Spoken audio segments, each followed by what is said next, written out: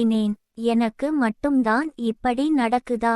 இதில் இருந்து தப்பிக்க வேறு வழி இல்லையா என்ற உங்களின் அனைத்து ஏக்க கேள்விக்கும் விடை தேடும் முயற்சியில் நம்பிக்கை நடைபோடும்.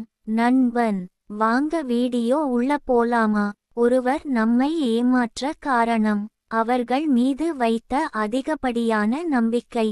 நம்பிக்கையின் முக்கியத்துவம் மற்றும் துரோகத்தை எவ்வாறு சமாளிப்பது என்பது சாணக்கிய நீதியில் விவாதிக்கப்படும் தலைப்புகளில் ஒன்றாகும்.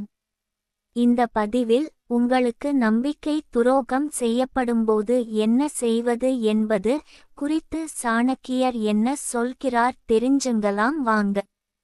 பணம் என்பது வாழ்வாதாரத்திற்கான ஒரு வழிமுறை மட்டுமல்ல, முன்னேற்றத்திற்கும் வெற்றிக்கும் ஒரு கருவியாகும். தவறான இடத்தில் முதலீடு செய்வது நிதி அழிவுக்கு வழிவகுக்கும். அதே நேரத்தில் சரியான இடத்தில் முதலீடு செய்வது அதிர்ஷ்டத்தையும் செழிப்பையும் கொண்டு வரும். தவறுகள் வாழ்க்கையின் தவிர்க்க முடியாத பகுதி என்றும், எதிர்காலத்தில் அதே தவறுகளைச் செய்யாமல் இருக்க அவற்றிலிருந்து நாம் கற்றுக்கொள்ள வேண்டும் என்றும் சாணக்கியர் நம்பினார்.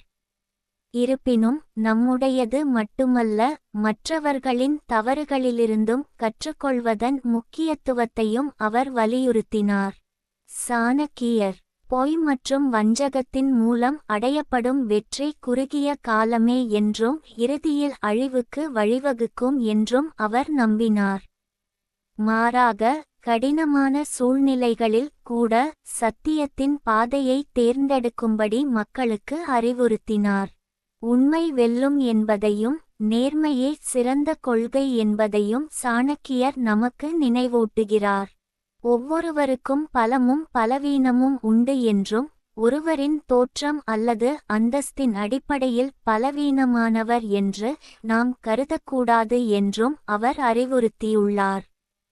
சாணக்கியர் நமக்கு நம்பிக்கை துரோகம் செய்யப்படும்போது என்ன செய்வது என்பது பற்றிய சாணக்கியரின் அறிவுரை பல நூற்றாண்டுகளுக்கு முன்பு இருந்ததைப் போலவே இன்றும் பொருத்தமானதாக இருக்கிறது.